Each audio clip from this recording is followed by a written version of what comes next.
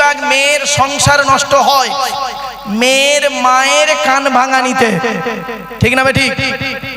যে মেয়ের মা যত বেশি চালাক, যে মেয়ের মা যত বেশি চালাক, ওই মেয়ের কপালে তত তাড়াতাড়ি তলাক। এজন্য মেয়ের মায়েদের দিকে বলছি, অনুরোধ করে মায়েরা, আপনি মেয়ের মা হয়ে কোনোদিন ছেলের মায়ের সঙ্গে টেক্কা দিতে যাবেন না। কেন জানেন? আপনি কি জিনিস পেটে রেখেছিলেন 10 মাস 10 দিন, 2.5 বছর দুধ পান করিয়েছেন, আর 17 বছর আপনার কাছে রেখে 18 বছরের মাথায় তাকে অন্যের হাতে তুলে দিয়েছেন। আপনি বস্তুটা খুব ভালোই বোঝেন। সুতরাং না বুঝে মেয়ের কথা শুনে বধূ নির্যাতন কেস করতে না গিয়ে অন্তত জামাইয়ের কথাটা একটু দয়া করে শুনবেন। আমার ভাষা বুঝতে পারছেন? চলুন এবারে আসছি, ছোট্ট একটি উদাহরণ দিচ্ছি, শুনলে চমকে যাবেন আপনারা। মুহাম্মদ সাল্লাল্লাহু আলাইহি সাল্লাম একদিন বলছেন, তোমাদের বাড়িতে কয় শ্রেণীর নারী আছে? তো সাহাবীরা বা সঙ্গীরা বললেন, হে নবী, আমাদের বাড়িতে 4 শ্রেণীর মেয়ে ছেলে আছে। কয় শ্রেণীর? 4 শ্রেণীর মেয়ে ছেলে আছে। আপনাদেরকেও বলছি, আপনাদের বাড়িতে 4 শ্রেণীর মেয়ে ছেলে আছে, আমারও বাড়িতে আছে। কি কি? কে কে? মা, বোন, মেয়ে, বউ। মা, বোন, মেয়ে, বউ, এই 4 শ্রেণীর মহিলা আছে আমার আপনার বাড়িতে। আপনি কি করে বুঝবেন আপনার মা, বোন, মেয়ে, বউ জান্নাতি না জাহান্নামী? কি করে বুঝবেন আপনারা? শুনে নিন। মুহাম্মদ সাল্লাল্লাহু আলাইহি সাল্লাম বললেন, শোনো, তোমরা কি করে বুঝবে তোমার মা, বোন, মেয়ে, বউ জান্নাতি না জাহান্নামী? তখন সাহাবীরা সঙ্গীরা বললেন, আল্লাহ এবং তার রাসূল খুব ভালো জানেন। আপনি যদি আমাদের বলে দেন তাহলে আমরা একটু শিখে নিই। শুনে নিন, আপনাদেরকে আমি অনুরোধ করে বলে যাচ্ছি, আজ আপনারা বাড়ি যাবেন, বাড়ি যাবার পরে কি করে বুঝবেন আপনার মা একজন জান্নাতি নারী? আপনি কি করে বুঝবেন আপনার স্ত্রী একজন জান্নাতি নারী? আপনি কি করে বুঝবেন আপনার মেয়ে একজন জান্নাতি নারী? চলুন শুনে নিন, আল্লাহর নবী বলেছেন, এই 6টা গুণ যে মেয়ের মধ্যে থাকবে, 6টা গুণ যে মেয়ের মধ্যে থাকবে, ওই মেয়ে ছেলে যত নামাজ পড়ুক, রোজা রাখুক, জাহান্নামী, জাহান্নামী, জাহান্নামী। 6টা গুণ কি কি? একটু দয়া করে শুনে যান অন্তত। 1 নাম্বার, নবীজি বললেন, ওই মেয়ে ছেলে নরকে যাবে, জাহান্নামায় যাবে, নামাজ পড়ে রোজা রেখেও জাহান্নামায় যাবে, যে মেয়ে ছেলে তার স্বামীর সঙ্গে মেজাজ দিয়ে কথা বলে। অনেক মা বোন আছে দেখবেন, পাড়ার লোকের সঙ্গে কথা বলে মিষ্টি ভাষায়, আর স্বামীর সঙ্গে যখন কথা বলে মেজাজ দিয়ে কথা বলে। যে নারী তার স্বামীর সঙ্গে মেজাজ দিয়ে কথা বলে, ওই নারী যত নামাজ পড়ুক, ধর্মের কাজ করুক, ও নারী নরকবাসিনী, জাহান্নামী, জাহান্নামী, জাহান্নামী। আজ আপনি বাড়ি যাবেন, এই অভ্যাসটি যদি আপনার মায়ের মধ্যে থাকে, দয়া করে মায়ের হাত দুটো ধরে আপনি বলবেন, যদি সত্যিকারের সন্তান হয়ে থাকেন, মায়ের হাত দুটো ধরে বলবেন, মা, মা, দয়া করে তুমি নরক বা জাহান্নামটাকে কিনে নিও না, আব্বার সঙ্গে মেজাজ দিয়ে কথা বলো না। এইটুকু যদি বলতে না পারেন, আপনি কিসের শ্রোতা হয়েছেন? আপনার নামাজ, রোজা, হজ কিছু কবুল হবে না। মনে রাখবেন, একজন নারী জাহান্নামায় যাবে, নরকে যাবে, 4 জন পুরুষকে সঙ্গে নিয়ে যাবে। কে কে? 1 নাম্বার তার পিতা, 2 নাম্বার তার ভাই বা দাদা, 3 নাম্বার তার স্বামী, 4 নাম্বার তার পেটের ছেলে। আপনারা, আপনি এই 4 জনের বাইরে আছে কি? তাহলে ভাবুন একটু। আজকে যদি বাড়িতে গিয়ে আপনার বোনের মধ্যে এই অভ্যাসটি দেখেন যে আপনার বোন আপনার দুলাভাই বা বোনাইয়ের সঙ্গে মেজাজ দিয়ে কথা বলছে, আপনি সত্যিকারের যদি ভাই হয়ে থাকেন, বোনকে বোঝাবেন।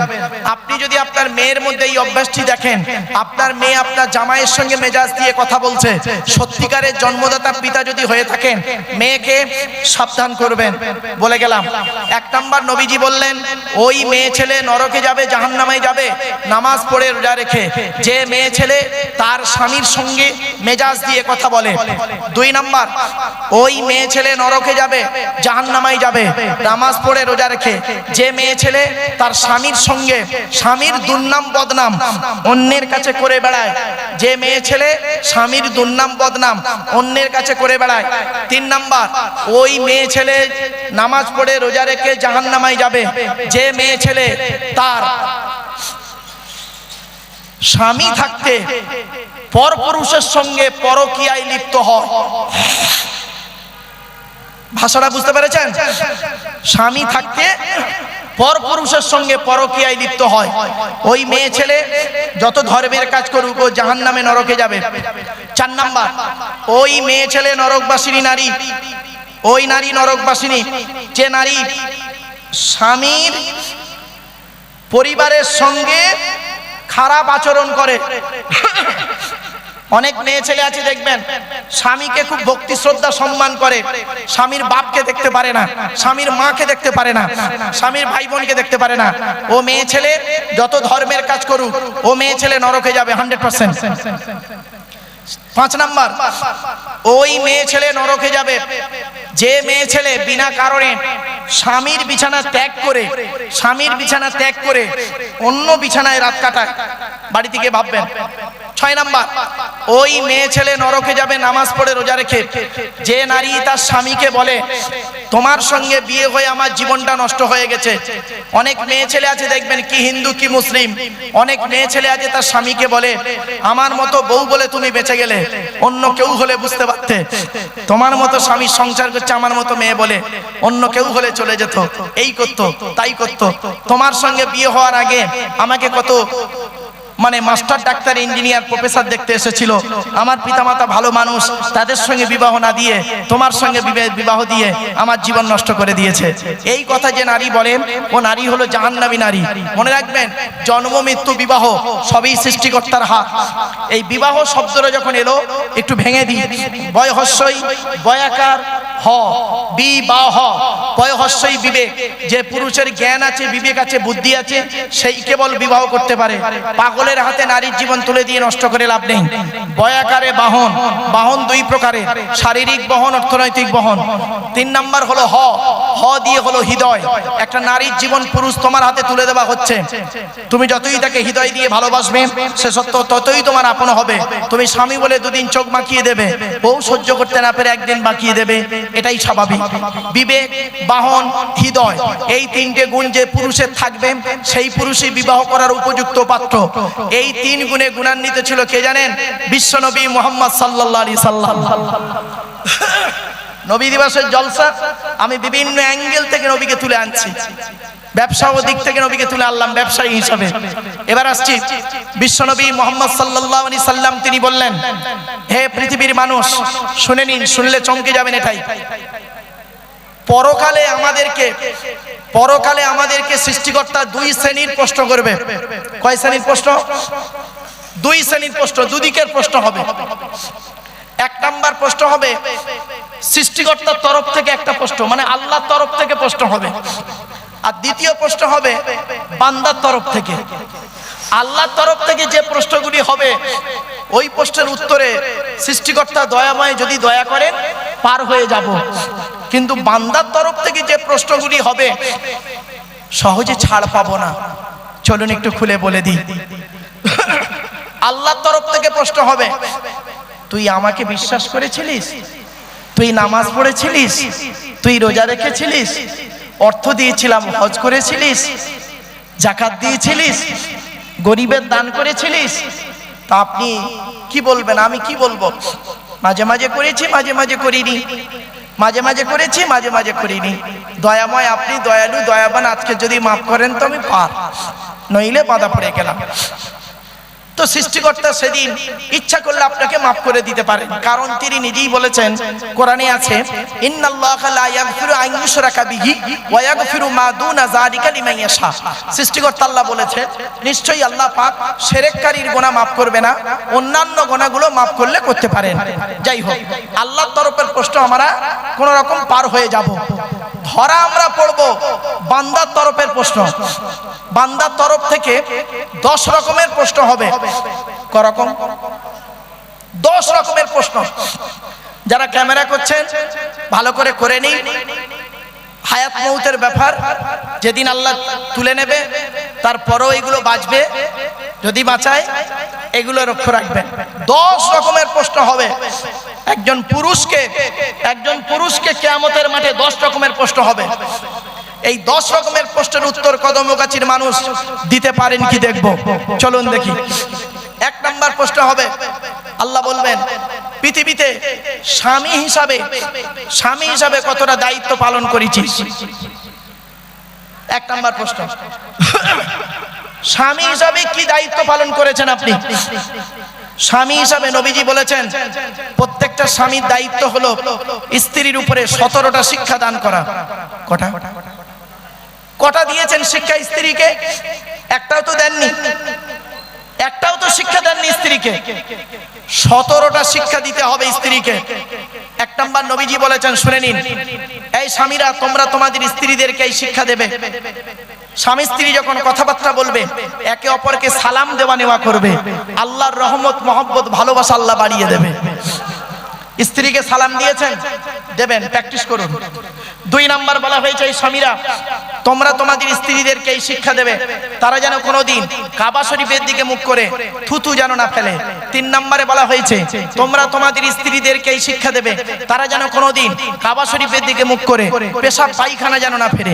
4 নম্বরে বলা হয়েছে তোমরা তোমাদের স্ত্রীদেরকে এই শিক্ষা দেবে তারা যেন কোনোদিন কাবা শরীফের পেছনে ফিরে যেন পেশাব পায়খানা যেন না ফেলে।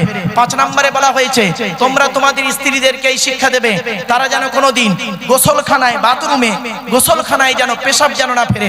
6 নম্বরে বলা হয়েছে তোমরা তোমাদের স্ত্রীদেরকে এই শিক্ষা দেবে তারা যেন কোনোদিন গোসলখানায় উলঙ্গ অবস্থায় গোসল যেন না করে। তারপরে বলা হয়েছে তোমরা তোমাদের স্ত্রীদেরকে এই শিক্ষা দেবে তারা যেন কোনোদিন হাতের চুড়ি, কি বলেন, হাতের চুড়ি তারা যেন কোনোদিন দুটো ব্যবহার যেন না করে। মা বোনেরা শুনে নিন, আপনাদের বলে যাচ্ছি, আপনি আজকের আপনার স্ত্রীকে গিয়ে বলবেন এক হাতে একটা চুড়ি পরতে, এক হাতে দুটো চুড়ি পরতে মুহাম্মদ সাল্লাল্লাহু আলাইহি ওয়াসাল্লাম নিষেধ করেছেন। এটা স্বামীর দায়িত্ব।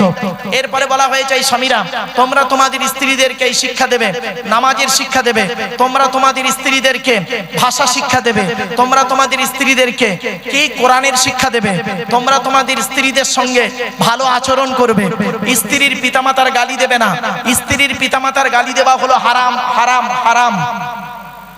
স্ত্রীর পিতামাতাকে শ্বশুর শাশুড়ি গালি দেওয়া হলো হারাম।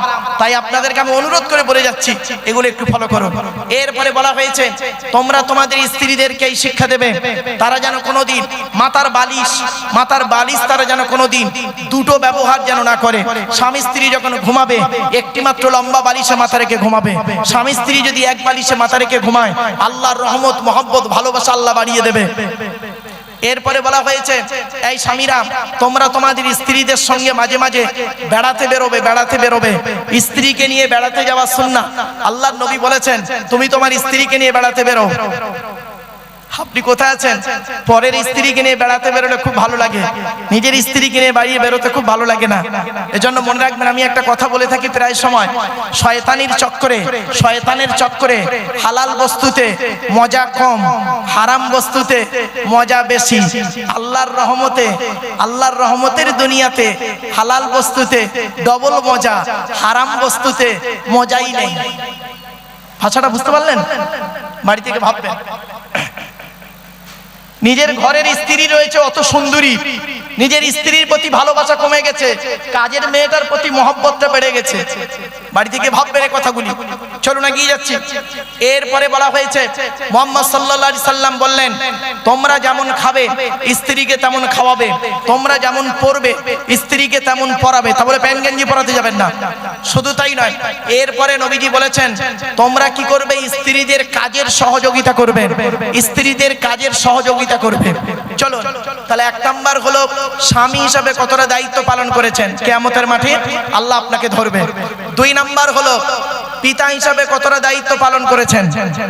পিতা হিসাবে জন্ম দিলেই বাপ হওয়া যায় না, পেটে ধরলে মা হওয়া যায় না। 3 নাম্বার ছেলে হিসাবে কতটা দায়িত্ব পালন করেছেন। পিতামাতার সেবা যত্ন করেননি, নিজের শ্বশুর শাশুড়ির খুব ভক্তি করেছেন, ভালো জামাই হতে পেরেছেন, ভালো সন্তান হতে পারেননি। আমি আপনাদের বলে যাচ্ছি ভালো সন্তান হন, ভালো পুত্র হন, ভালো জামাই হওয়ার আগে। আমরা ভালো জামাই হতে পেরেছি, ভালো পুত্র হতে পারিনি। আমার ভাষাগুলি বুঝুন। চলুন একটু এগিয়ে যাই। এরপরে আসছি 1 নাম্বার হলো স্বামী হিসাবে কতটা দায়িত্ব পালন করেছেন আপনি। 2 নাম্বার বাড়ি থেকে ভাববেন। 2 নাম্বার হলো পিতা হিসাবে কতটা দায়িত্ব পালন করেছেন। আল্লাহর নবী বলেছেন প্রত্যেক পিতামাতার দায়িত্ব হলো ছেলে মেয়ের উপরে 3টি। আল্লাহ নবী বলেছেন, আমি বলি নাই, হাক্কুল ওয়ালিদি আলাল ওয়ালাদি সালাসাতু আশিয়া। আল্লাহ নবী বলেছেন প্রত্যেক পিতামাতার দায়িত্ব, ছেলে মেয়ের দায়িত্ব হলো ছেলে মেয়ের জন্য তিনটি। কি কি? ছেলে মেয়ের উপরে প্রত্যেক পিতামাতার দায়িত্ব তিনটি। কি কি? এক নাম্বার হলো আইয়াকসিনা ইসমাহু। নবীজি বললেন, এই পিতামাতা ছেলে মেয়ে জন্মগ্রহণ করলে সুন্দর সুন্দর নাম রাখবে। দুই নাম্বার হলো ওয়াইজা ওয়ালাদা ওয়া ইউআল্লিমুহুল কিতাবা। ছেলে মেয়ে কথাবার্তা বলতে শিখলে তাকে কোরআনের শিক্ষা দেবে, লেখাপড়া শেখাবে। তিন নম্বরে বলা হয়েছে কি, ওয়াইজা বালাগা ওয়াইজা উবিজাহু ইজা আদরাকা। ছেলে মেয়ে যখন প্রাপ্তবয়স্ক হয়ে যাবে, যৌবন তাদের যখন ফুটবে, পিতামাতার দায়িত্ব হলো সঠিক সময়ে পাত্র পাত্রী দেখে বিবাহের ব্যবস্থা করা। সঠিক সময়ে যদি আপনি আপনার ছেলেকে বিবাহ না দেন, ওই ছেলে মেয়ে যদি পাপ কাজে লিপ্ত হয়, ও নামাজি হাজী সাহেব মুফতি সাহেব, তোমার ছেলে মেয়ে যদি পাপ কাজে লিপ্ত হয়, ওই পাপের বোঝা তোমার ঘাড়েই পড়বে। মনে রাখবেন, একজন পুরুষ চারজনকে খুশি করলে জান্নাতি। কয়জন? একজন পুরুষ চারজনকে খুশি করলে জান্নাতি। একজন নারী তিনজনকে খুশি করলে জান্নাতি। একজন পুরুষ চারজনকে খুশি করতে হবে। কে কে? এক নাম্বার পুরুষ, আপনি আপনার রব আল্লাহকে খুশি করুন, অর্থাৎ কোরআন মোতাবেক জীবনযাপন করুন। দুই নাম্বার, আপনি আপনার নবীকে খুশি করুন, অর্থাৎ নবীর হাদিস মোতাবেক জীবনযাপন করুন। তিন নাম্বার হলো আপনি আপনার হকের উপরে আপনি আপনার জন্মদাতা পিতাকে কি করুন? পিতার হক আদায় করুন। চার নম্বরে হলো আপনি আপনার মায়ের হক আদায় করুন, সেবা করুন, পিতামাতার সেবা যত্ন করুন।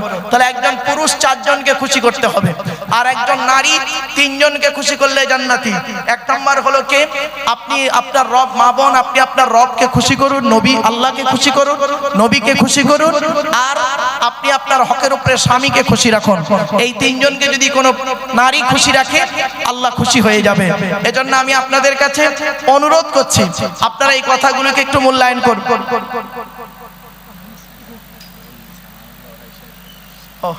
নারায়ে তাকবীর, নারায়ে তাকবীর।